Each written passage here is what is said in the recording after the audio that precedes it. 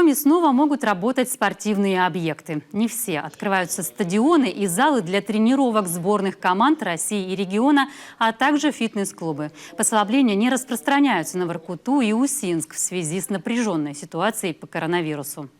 Значительный вклад в долю заболевших внесли групповые очаги, которые зарегистрированы в городах Воркута и Усинск на промышленных объектах, изначально от вахтовых рабочих с последующим распространением на работающее местное население и по семьям. Доля заболевших в указанных муниципальных образованиях в общей заболеваемости по региону составляет 57%. Главное условие для работы спортобъектов – соблюдение эпидемиологических требований. Входной фильтр для сотрудников, бесконтактная термометрия, отстранение персонала с признаками респираторных заболеваний. Обязательно масочный режим, перчатки, установки, обеззараживающий воздух в залах, очистка вентиляции и дезинфекция помещений. Проведение влажной уборки с применением дезинфицирующих средств всех контактных поверхностей в местах общего пользования. Дверных ручек, выключателей, поручней, перил, поверхностей столов, спортивного инвентаря, лежаков, скамеек не реже 1 раза в 2 часа. Помещений общего пользования не реже 1 раза в 4 часа. Предварительная запись клиентов из расчета не более 1 человека на 4 квадратных метра в спортзале. Обработка рук, дистанция везде. На стойке администратора, в раздевалках, в фойе. Установка спортивного оборудования на расстоянии также не менее 1,5 метров.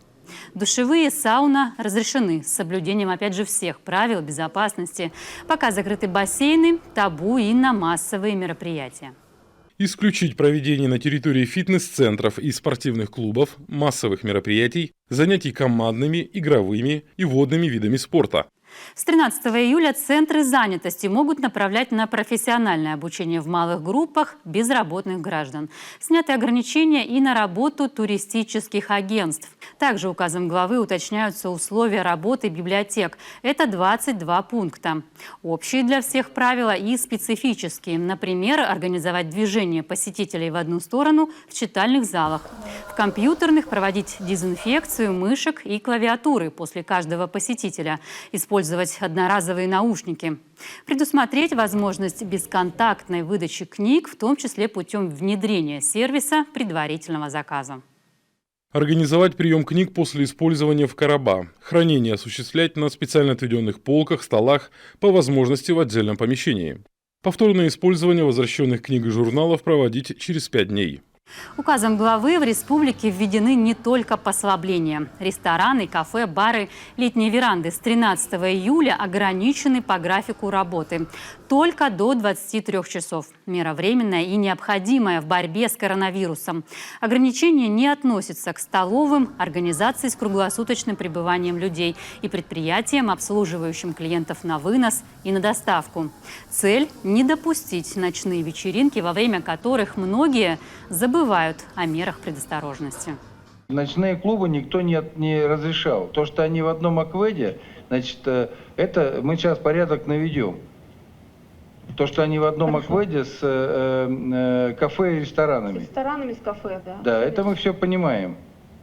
Значит, ночные клубы мы оговаривали, что никаких дискотек и никаких ночных клубов. Открываем кафе и рестораны до обозначенного времени. По 10 августа продлевается масочный режим в магазинах, аптеках, общественном транспорте, соблюдение социальной дистанции.